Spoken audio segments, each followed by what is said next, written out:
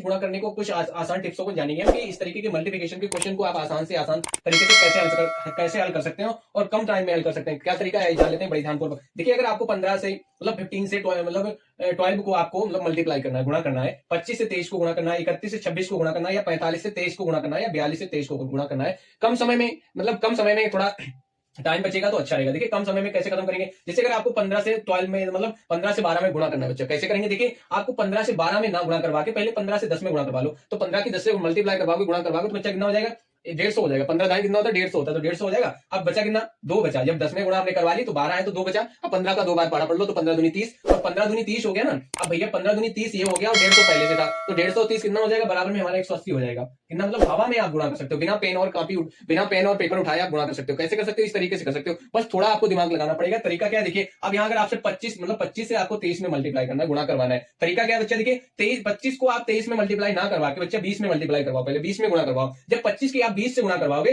तो 25 दूना होता है 50, एक जीरो है तो एक जीरो बढ़ा देंगे तो 25, यानी 25 की जब आप 50 में मल्टीप्लाई करवाएंगे तो बच्चा हो जाएगा 500। कितना हो जाएगा, 500 हो जाएगा। नॉर्मल सी बात है। देखो, जब 25 दूना 50 हो गया, 50 हो गया, और ये भैया 25 दूना 50 हो गया और एक जीरो पहले से था तो वो भी जीरो लगाना पड़ेगा, यानी 500 हो जाएगा। कितना हो जाएगा, 500 हो जाएगा। अब बचा कितना भैया, जब 25 से 20 में मल्टीप्लाई करवा ली तो कितना हो गया, 500 हो गया। अब भैया 25 की जब आप 3 रह कितना गया भैया, 20 में तो हो गया लेकिन 3 रह गया है। अब 25 की 3 में मल्टीप्लाई करवा लो तो 25 75 हो जाएगा, यानी हमारा आंसर जो हो जाएगा वो 575 हो जाएगा। कितना, 575 हो जाएगा। कैसे हो जाएगा, जैसे 25 की 20 से मल्टीप्लाई करवाई तो 500 आ गया, फिर 25 की 3 बार मल्टीप्लाई 25 का 3 बार पड़ा तो 25 की 3 से मल्टीप्लाई करवाई तो 75 आ गया, और तो जोड़ दिया आपस में तो 575 हो गया। समझ में आया। हवा में गुणा कर सकते हो आप। कैसे कर सकते हो, इस तरीके से कर सकते हो। जैसे आपको 31 से भैया किसमें 26 में मल्टीप्लाई करवानी है, 31 से अगर आपको 26 में मल्टीप्लाई यानी गुणा करवानी, तो 31 की गुणा आप 26 से ना करवा के 20 से करवा लो। किससे करवा लो, 20 से करवा लो।